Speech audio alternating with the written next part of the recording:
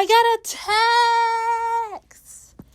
Hi guys, it's your girl Becca Sarah. I hope you're doing amazing. I'm doing fine. So I'm gonna talk about an individual that I don't talk about at all in Lebanon, or if I do, it's just briefly. I'm just making this all about Charlie's little brother, Zach. And what I think about it, as I've said, the comments about him being like, you're not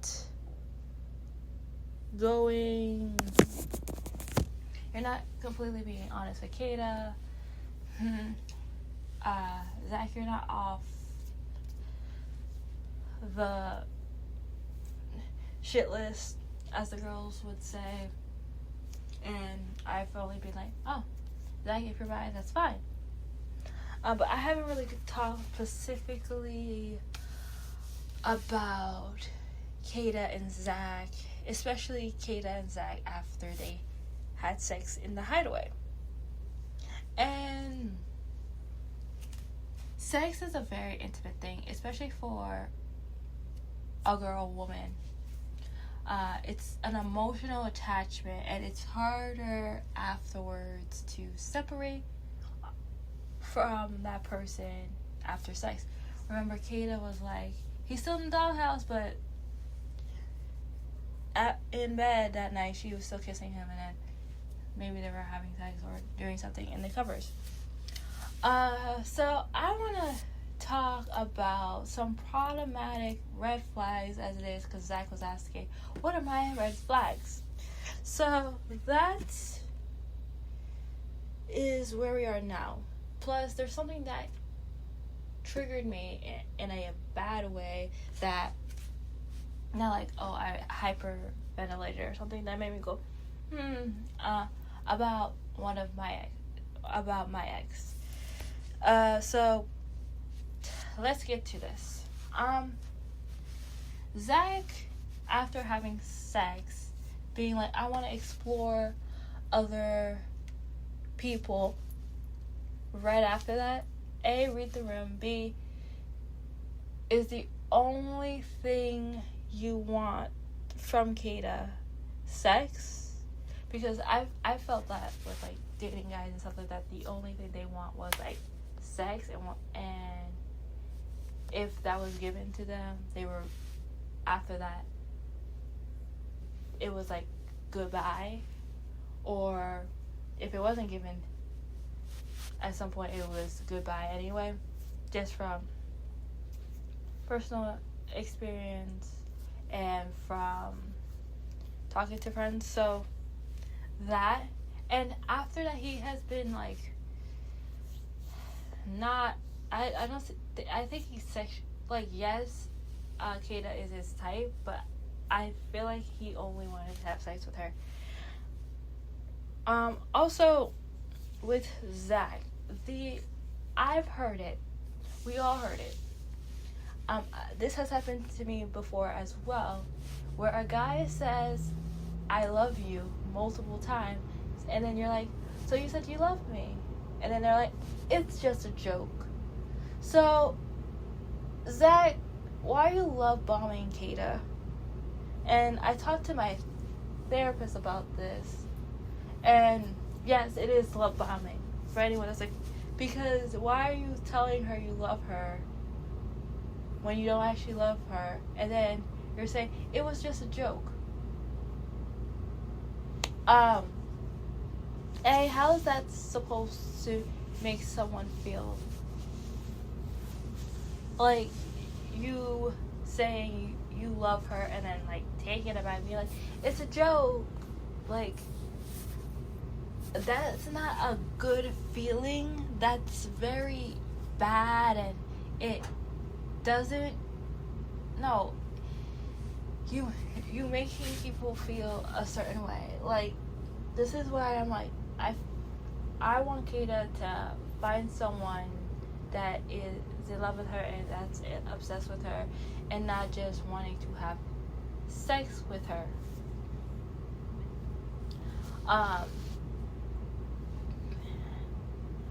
And want in general for Kata, you know, she's a beautiful girl. She's there for her friends. And I feel like Zach, he's a little bit like, he's more into Bryce. From what I'm seeing, that he is to Kata. And that's fine if he's bi. But, like, be transparent with it. Be transparent with it, because I'm just feeling bad over and over and over again. And I'm also going to talk a little bit about Melanie. I love her growth. I like Melanie. She's a good friend to Anaya and all the other girls, giving great advice. I want you to take, I know it's hard because I give good advice too, but I can't take it. I want you to take your advice to Melanie. To Syracuse playing in your face. I see that, like, once you lashed out on him and you ate and, like, gave him what he deserved, and he coupled up with you even though he was trying to touch you and stuff like that, you were like, why did I take this asshole back? And then you continuing to yell at him, he deserves it. But I want to know, Melanie, like, because from what I know you guys haven't been sexually intimate, because, like I said, sex changes everything. It blinds you a lot because you are intimate with each other. I want to know what specifically, other than, like, what I've heard is Insincere is very charming. Insincere knows ways to get you, to make you be like, okay, all right, yeah, he's very manipulative to the point that he'll get another chance. I just hope, like, with movie night and then after the show, you see you deserve better. And I know you feel like you deserve better. And this is what I want for you, Anaya. Carl is back. We voted Carl back. Get together with him. Explore him. Forget Casey. Explore. You deserve that. You deserve that, Anaya. You do. So this started off with, like, me talking about Zach and how I feel like Zach doesn't really like Kata that much. And then, like I said, I feel like the only thing Zach, and I hate saying this because this is just how I'm feeling, likes about Kata is how she looks. I don't think he actually likes Kata. I just think the other stuff he just says just to say it. And then he says, like, oh, I can have sex with her. I feel like Zach is using Kata like an object. Like, oh, she is somewhere I can just have sex with. And I don't think that's fair on Kata. See, I brought it back. And that's very, like, tough on me personally, like, as a woman, because I see it, I feel it, I sense it in a lot of the comments that he says. Like, he joked about see other girls right after they had sex. He literally said I love you to her, and then when it was like, it's a joke, it's not funny. And I remember her saying, that's not funny. Like, I don't think it's fair to Kata. But at the same time, because Kata's, like, showing her loyalty towards him and how she's trying to make it work. But I want Kata to know you do deserve better, and there's better guys out there that won't treat you as an object, won't be like, automatically be like, after you had sex, be like, oh, would you be mad if I explored other people? This is giving me, with all these three guys, like all the guys in the villa, except for Bryce, it's giving me, and the Casa Boys and Caleb, it's giving me, they're not that into you. They just want to have sex with you. Like KC being disrespectful and calling Anaya grandma because she won't have sex with him. Like this is the most realistic Love Island USA season that I ever saw. In the way, and I'm not saying all the other seasons were fake. I'm not saying that. What I mean by that is, you see men that I love that we don't see that often, and there's a small percentage of them, like Carl, who treats you amazingly, and like Caleb, that treat you amazingly. That's the guy you want. That's the guy you want to marry. He treats you with respect. He's not pushing you. He's not pressuring you. He'll let you take your time, all your insecurities. He reassures you. He's there with you. He'll take every step of the time. And then you have your KCs. Okay? You have your KCs who have a mask, okay? And once I finish this big paragraph of how this is similar to real life and dating, that's the end of the podcast. And how the pretend nice guy, he acts like he cares, he does this, that, and the other. He goes and you mess up one time, and he always brings that up. Every fight, every argument, every disagreement, he brings that up. AKA Casey and the stinking door. And he shows his true color at some point. You either clock it or you don't. It takes you a while to ignore it. Once it's over, you realize that he was a terrible guy. I've been with guys like, and dated guys like KC. They present themselves as one way, and then it turns out they're completely the opposite. And behind your back, they've been calling you this, that, and the other, and disrespecting you very badly. And then you have someone like Insincere. Okay? He's a charmer. He tells you everything you want to hear. He love bombs you. I know an Insincere too. I've dated one too. The difference is, on Love Island, you see that we, the audience, and then Melanie has heard it from the Casa Boys, that he says the same thing to multiple people, and he's cheating on you with multiple girls. Okay? And then you have ChatGPT, who just wants to fuck you. That's all he wants. You're beautiful. You have a great personality.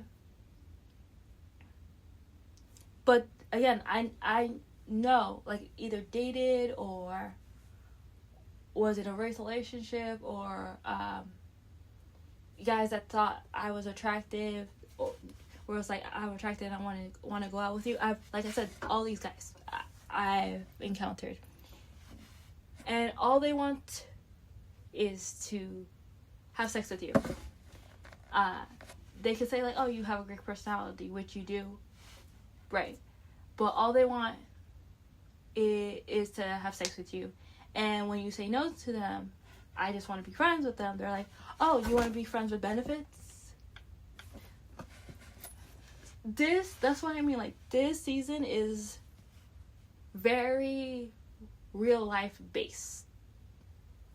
You have the actual nice guy, the marriage, the one that you want to marry. You have the fuck boy. You have the guy who plays games. You have all of that, which is how real life is. The difference is between Love Island USA as someone that's watching it, like a fan, and being on Love Island. Being on Love Island, especially this season, I'm gonna say, with all these different kinds of guys being shown that are in the real world, is like you in the real world. You have all these real men. Some of them will show you off the bat, you shouldn't date them, stay away, red flag. Some of them, and some of them, and this is the low percentage of both sides. Some of them will show you that they're bad right away, red flag. Some of them, this is also the other opposite of the spectrum, will show you they're a nice guy, and they're actually a nice guy. Nothing bad about them at all. This is the person that you should be dating. And then we have the big percentage is the two-faced guys that they act like they're all good. You are vulnerable with them. You tell them all your insecurities, what you're struggling with, everything. You open your heart, your mind, your body even, to them. And they take advantage of it. They manipulate you with it. Or if you're like, I'm not ready, they make you change your mind. They mess up your self-worth, or they build up your self-worth and to later tear it down, etc., etc. And you learn after therapy or after a while after the relationship, you're like, I was in a terrible relationship. And it's either if you tell your friends everything, they're like, yeah, we were trying to help you out. Or if you didn't, they're like, oh, yeah, okay, so this makes sense why he was being really good and lovey-dovey, and then randomly he was like an asshole. Love Island this season is the real dating world. And seeing it play out, you could think of some of your exes or current partners right now and see how you can like change it and be like, change it. But like I said, like I'm saying right now, is I feel like Love Island is a great love reality TV show because it shows you how men are, how women are, how people are in general in relationships, and it helps you if you don't go to therapy, at least watch the episodes and see this is what men actually are, and they flip of a button, and just be careful with your heart. And I remember, last point, someone told me a really good way to test the attention of anyone is to, if they ask you to have sex with them, say no. And if their reaction is like KC,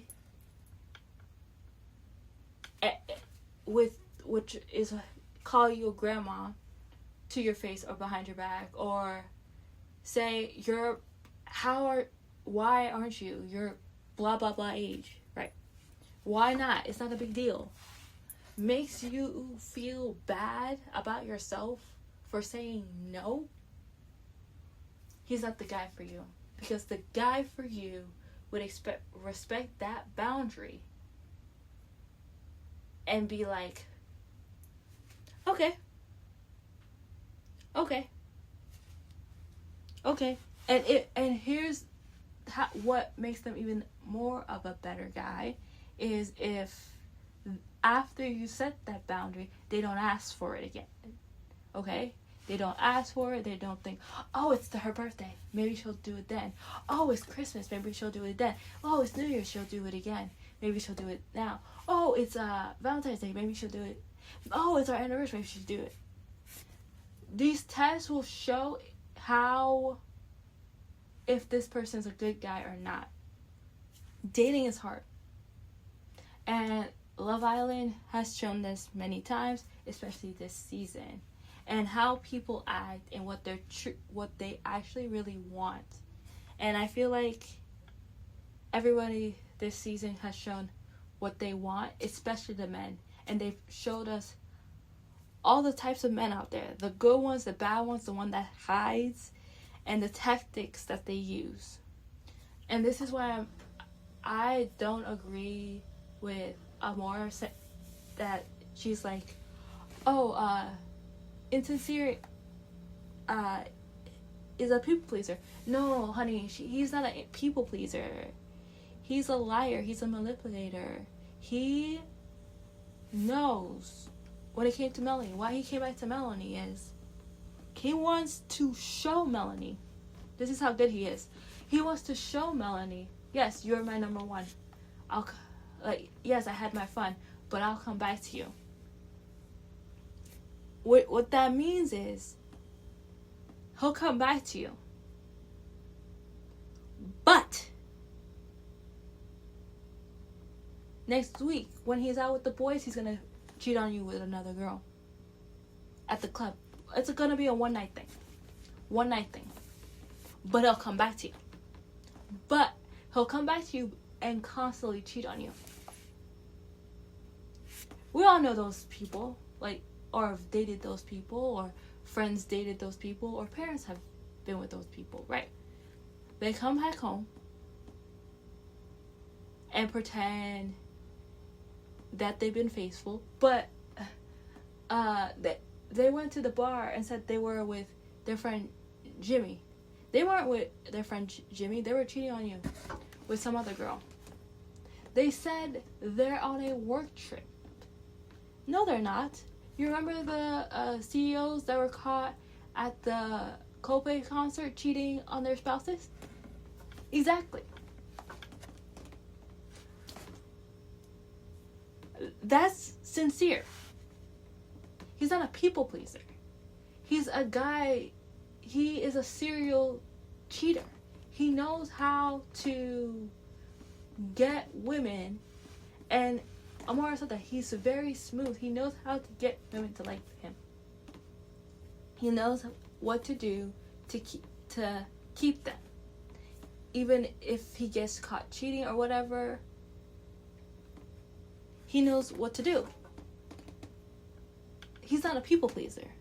A people pleaser is someone, because I am one, that you have an argument, you are feeling like you're hurt by what they said to you, but instead of bringing that up, you ignore it. You don't want to go somewhere, for example.